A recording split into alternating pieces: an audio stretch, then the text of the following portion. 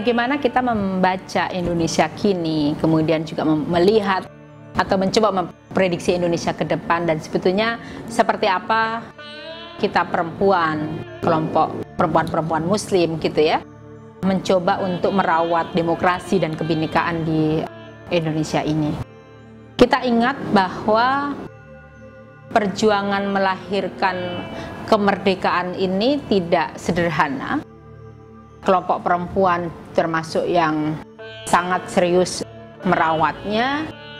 Kita ingat bagaimana misalnya Kartini saja misalnya, dia mencoba untuk mengambil tradisi huruf Latin dari yang dulu hanyalah milik elit Belanda atau elit pribumi. Dia coba turunkan dengan meretas kelas gitu ya, agar huruf Latin sebagai sumber pengetahuan dan kekuasaan ini bisa difahami oleh masyarakat proletar dan dimulai dari perempuan. Ini satu revolusi yang penting. Nah, kemudian dia akhirnya menjadi satu benih-benih merdeka dan kemudian berkepentingan untuk membangun tetap berbineka tapi bersama. Saya ingat dalam kongres-kongres perempuan di Indonesia awal-awal, kadang orang masih menggunakan bahasa Jawa dalam kongresnya dan lain sebagainya, dan awal melalui Sumpah Pemuda itu kemudian bahasa Melayu digunakan sebagai alat komunikasi kolektif untuk membangun berbineka tapi kita bisa satu untuk mengawal tadi ya, satu visi bersama untuk Indonesia itu. Nah, sekarang ini perjuangannya mungkin udah harus berganti pola. Kita lihat orang kalau bicara perempuan dan politik, disimplifikasi dia adalah hanya soal angka 30%. Berdebat di sana sini, kecewa sana sini gitu ya. Orang tidak memahami bahwa angka 30% kuota itu adalah kuota minimum. Dia hasil satu perdebatan panjang, tetapi orang menelanya, terutama banyak sekali politisi menelanya bahwa dia angka yang gifted gitu, yang hanya terberi. Padahal ini adalah angka perjuangan, angka yang harus orang aktif melakukan kaderisasi di berbagai wilayah, membangun kultur politik yang dimungkinkan perempuan-perempuan bisa berpartisipasi secara aktif di dalam politik gitu kan. Yang terjadi kita dorong 30% tetapi tidak ada revolusi relasi di dalam institusi terkecil, yaitu institusi keluarga. Gimana perempuan bisa berpolitik serius di rumah misalnya, walaupun anggota DPR kelas tinggi, walaupun dia politisi kelas tinggi, balik ke rumah terlambat masih dimarahi oleh suaminya. Partai-partai membuat pertemuan-pertemuan justru sangat maskulin di tengah-tengah yang tidak sensitif gender dan tidak ramah terhadap perempuan.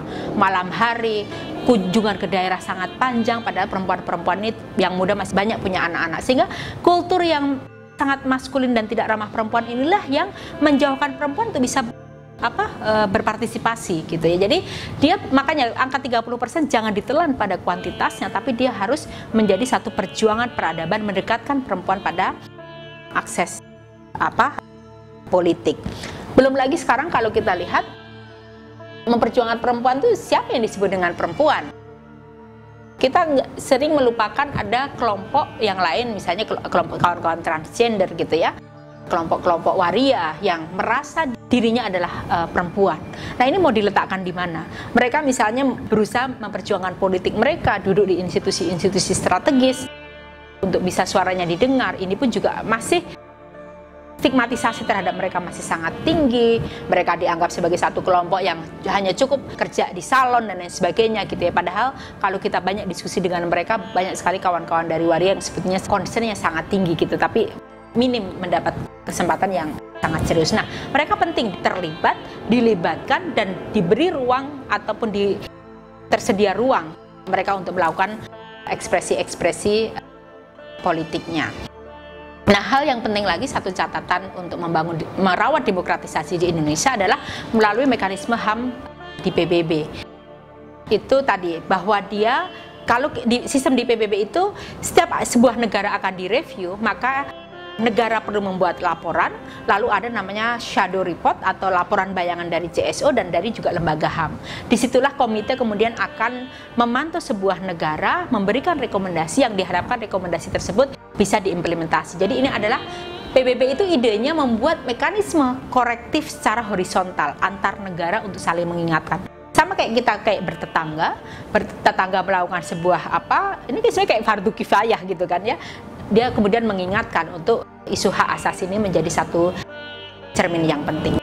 Yang menggembirakan sekarang ini sudah ada namanya mekanisme independen HAM di OKI, Organisasi Kerjasama Islam. Kalau dulu organisasi konferensi Islam, sekarang berubah menjadi kerjasama Islam. Nah, ini menarik gitu ya. Salah satu ketuanya sekarang yang terpilih adalah Ibu Ruhaini, dari seorang perempuan.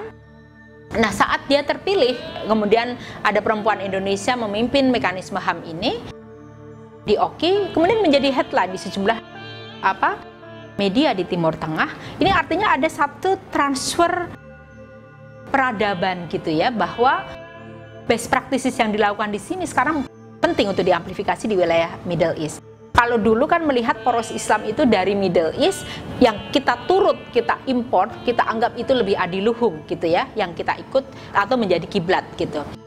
Kiblat soal pemahaman keagamaan. Nah, padahal sebetulnya penting gitu ya untuk melihat bahwa sebetulnya di negara lain pun macam Indonesia, kenapa nggak juga kita balik? Beberapa best practices juga bisa saling belajar dari Timur Tengah. Mungkin ada sesuatu yang perlu dipelajari juga dari konteks Islam di Indonesia, karena kita Muslim majority, kita demokratis.